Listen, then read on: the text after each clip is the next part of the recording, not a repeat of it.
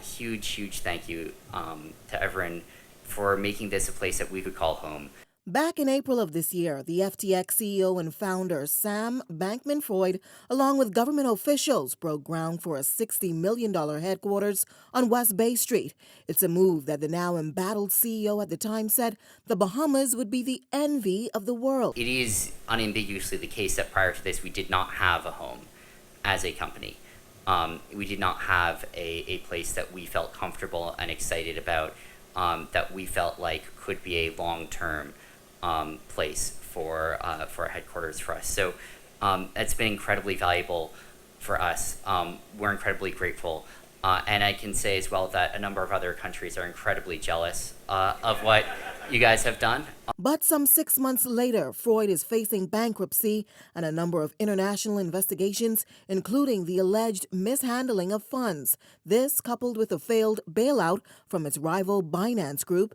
Industry stakeholder Kevin Hobbs, CEO of Adventures Ventures, says the issues are concerning. It's still really early from the reports of what we're seeing about the mishandling of funds. Obviously, it definitely is not a great situation at all, and hopefully FTX will do everything in its power to get users' funds back. But at this stage, it's kind of too early to tell what will happen. But so far, withdrawals are being made, and it seems like they're making best efforts to get everybody their funds. Despite this, however, he highlights the need for better streamlining in the industry. What this does is it allows for an opportunity to take a closer look behind the hood. FTX is still only very new here. It's only been, I believe, less than a year.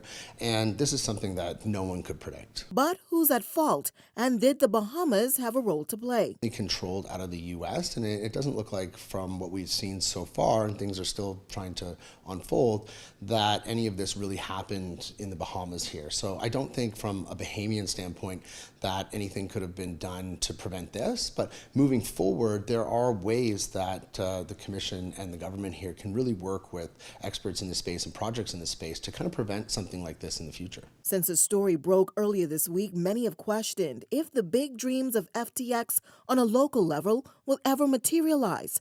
During a town and planning meeting back in March, the group announced plans of promise and opportunity. With this project, we'll create even more local jobs on top of the 40 we've already created, stimulate the economy, and construct a globally enviable campus that's comparable to your Apples or Googles. The Bahamas made a bold step, creating the most comprehensive digital asset regulatory regime in the world, and this is the next step in that vision.